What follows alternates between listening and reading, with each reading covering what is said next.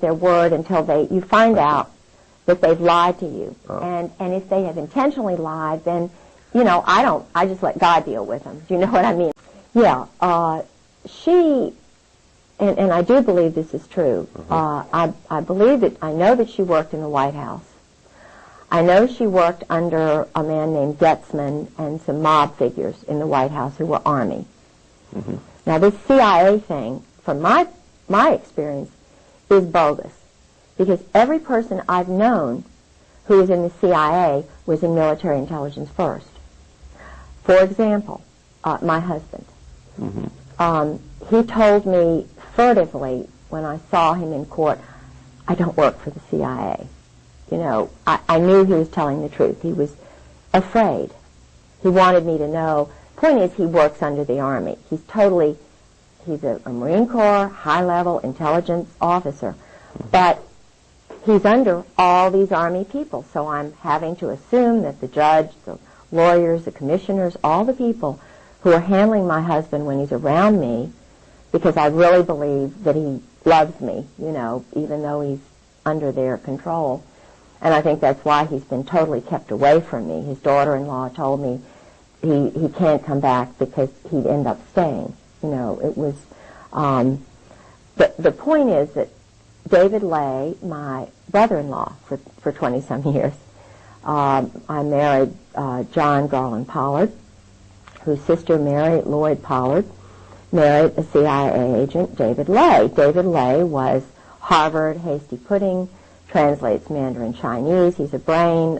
His family came over from Germany. I think they were Zionists. He doesn't believe in any religion, but he is still working for this intelligence arm. He's doing wargaming for this monolith, this global monolith. He's playing chess by mail. He's writing articles about the Middle East. He's an expert on, you know, what's going on in the Middle East from the Israeli perspective. He's Army. I was with my sister-in-law when he went on a mission. Keep the women out of it, terrorize the women, make the women fearful of their own, in other words, make them, I can't describe what I went through except to say that every single Marine wife that I know is in that psychological state. Thank God, thank my grandmother for her wonderful Presbyterian background. You know, women are intelligent, kind of, you've got the spunk in you or the genes or Jesus Christ, whatever it is. I know truth, and truth is vitally important to me. I cannot live a lie. Do you know, I can't live a lie. I cannot. Maybe I was injected with pentothal when I was an infant. I don't know. And I mean, he's sick. My husband's really mentally sick. Any man, I believe he killed his first wife, Sue. He's dangerous. We're married for a month. He gets a letter and a phone call from Mary Clark Yost Talab and Anne Bouchou. And, you know, naturally a wife who's newly married to a handsome man isn't wanting other women to write. And I'm saying, you know, and I've already found out who they are. I've got a master's degree. I'm a researcher. You know. And I'm saying, George, what are you doing hanging around spies? I didn't know about double agents. And Kashmir Yost is on the Council of Foreign Relations. Her son, I'm sure it's her son or her cousin.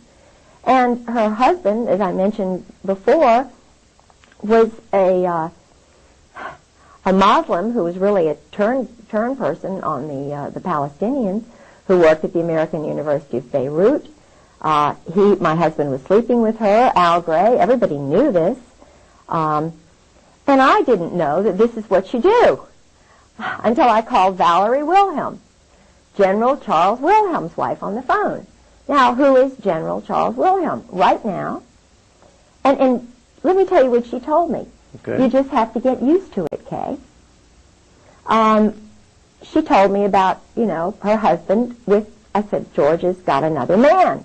Lieutenant Colonel Michael O'Boyle, whom I was told is his boyfriend, came from the wife of General John Sheehan, Jack Sheehan, head of NATO, a friend of mine, been to parties at my house. And I see, by now I've gotten my little tape recorder from Radio Shack, you know. And I'm taping phone calls because nobody's going to believe me, you know. So I've got my little tape recorder and I'm talking to Sheehan's wife. Well, she's saying, come on over. Well, let's have coffee. You come over at so-and-so time. So I invite Carolyn Millis, whose husband was the temporary chief of staff after my husband's wife's murder. Sue, I know Sue was murdered, blow on the head. I had so many blows on the head, you can't even believe it. Broken bones and so forth. Well, in the middle of these terrorism episodes that you know my husband would put me through, he would say things like, you know, I'm down on the ground, he's got a .45 to my head, or he's strangling me with his thumb on my jugular vein, you know, and he's saying in this sergeant-like voice, you have got to believe me. You cannot question me. In other words, it's like, I am being interrogated, or I am being, it's the most awful experience to have the one you want to love, the one you have made your commitment with, have you in pinholes, and knowing he's an experienced guy, you know.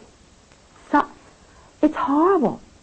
And these wives, now I cannot say whether their husbands have done the same thing. I don't think they have. But what they train them to do is to be speeding along the highway. It's shock treatment is what it is. I've been told it's shock treatment. And they're driving along the highway, and you've got an important person to meet or an important party. You know, you're all dressed up, or you're going to somebody's house. So he screeches on the brakes, provokes you in some way. You don't even want to fight. You say, I don't want to fight. You know, what is this all about? And he's just speeding up, going like, you know, 90 miles an hour, screeches on the brakes, and then he gets out and runs. Oh, there was a party, a Norwegian party. The first time that happened was when we were down in North Carolina with the camera, you know, when he wanted to get my camera. I nearly drowned. He wanted me to tell him where the camera was. He tried to kill me that night to scare me so that I would behave.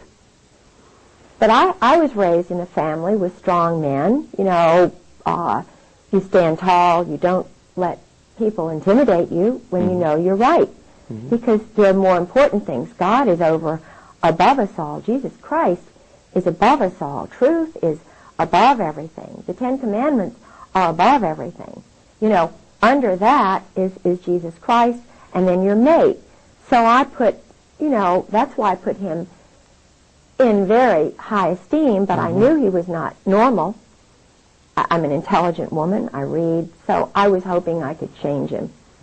So it was a battle. It was a spiritual battle going on. I knew it was a spiritual battle. And I was believing that that I could, you know, reprogram him, essentially, subconsciously. Now, I didn't know that at the time, what was going through me, but I was really being tested.